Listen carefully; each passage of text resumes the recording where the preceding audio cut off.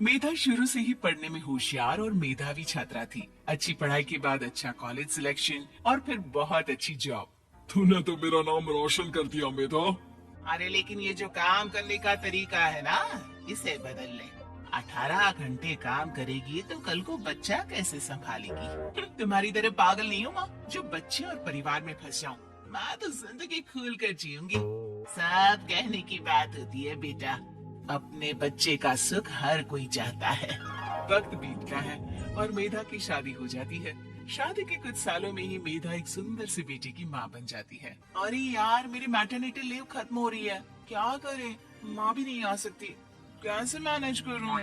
ऐसा करते हैं, इसके लिए एक केयर टेकर रख लेते हैं, वो देखा करेगी इसे।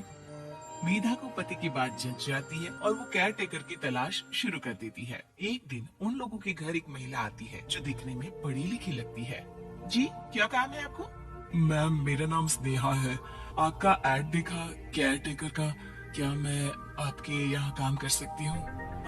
हाँ, क्यों नहीं, लेकिन आप तो अच्छे करके लगती हैं, फिर नौकरी क्यों?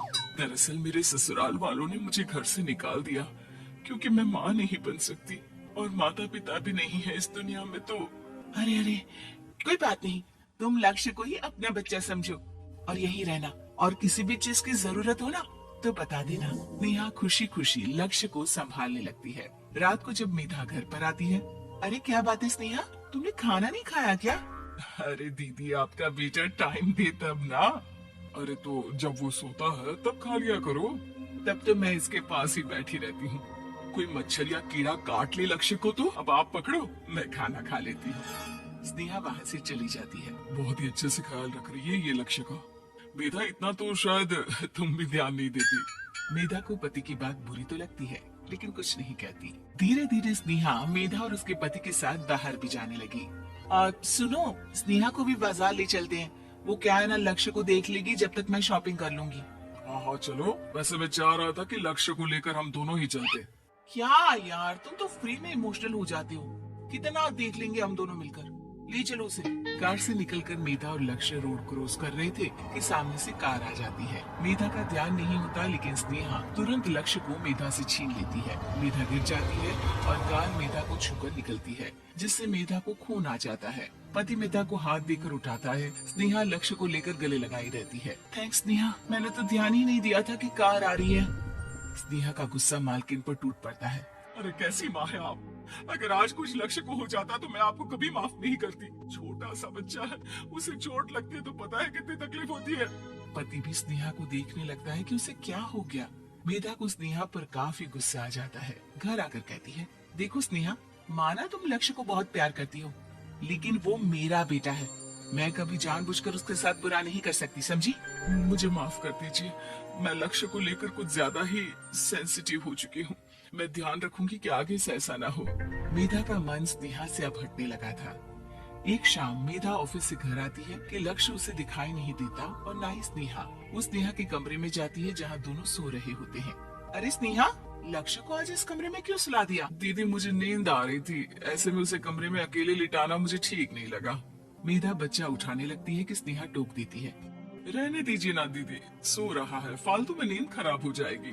मेधा को गुस्सा आ जाता है और वो बच्चा उठाकर वहाँ से चली जाती है। अगले दिन मेधा स्नेहा को बुलाती है, साथ में एक और लड़की खड़ी होती है।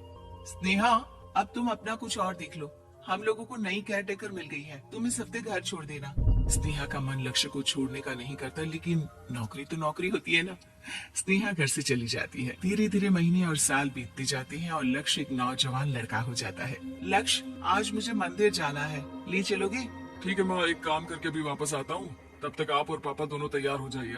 दोनों तैयार होकर बैठ जाते हैं लेकिन लक्ष्य काफी देर तक नहीं आता। अरे मेधा, फोन तो करो लक्ष्य को, देखो क्या हो गया उसे। मेधा फोन करती है तो पता चलता है कि लक्ष्य का एक्सीडेंट हो गया है और वो सिटी अस्पताल में है। जल्दी चलिए, पता नहीं कैसा होगा मेरा बेटा। अरे चिंता ना करो, सब ठीक होगा, मैं भी कार निकालता हूँ। दोनों मियाँ बीवी अस्पताल पहुँचते हैं जहाँ वो लोग देखते हैं कि लक्ष्य बिस्तर पर पड़ा होता है। एक महिला इन्हें यहाँ लेकर आई है, वो वहाँ बैठी है, लेकिन फिलहाल तो आप लोगों को इनके लिए किडनी का प्रबंध करना होगा। एक्सीडेंट में इसकी किडनी डैमेज हो गई है। मेरी ले लीजिए डॉक्टर साहब, मेरे बेटे को बचा लीजिए। नहीं नहीं, आप माँ हैं, आपकी नहीं ले सकते, पिता की भी नहीं। आप किसी रिलेटिव या दोस्त से पता कर लें, और हाँ थोड़ा जल्दी करें क्योंकि देर होने से मामला बिगड़ सकता है। मेधा बैठकर रोने लगती है कि वहाँ डॉक्टर आ जाते हैं। जिस औरत ने आपके बेटे को यहाँ भर्ती कराया था वो अपनी किडनी आपके बेटे को देना चाहती है।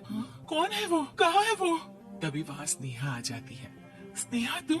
मैं लक्ष्य को पहचान नहीं पाई थी, लेकिन आप लोगों को देखकर समझ गई कि ये लक्ष्य है, इसलिए वापस आ गई। मैं अपनी किडनी आपके बेटे को देना चाहती हूँ। मेरी अपनी तो कोई औलाद नहीं, लेकिन लक्ष्य में मैंने हमेशा अपना बच्चा देखा। तुम धन्य हो स्नेहा, जो इतने साल में भी लक्ष्य को भूल नहीं पाई।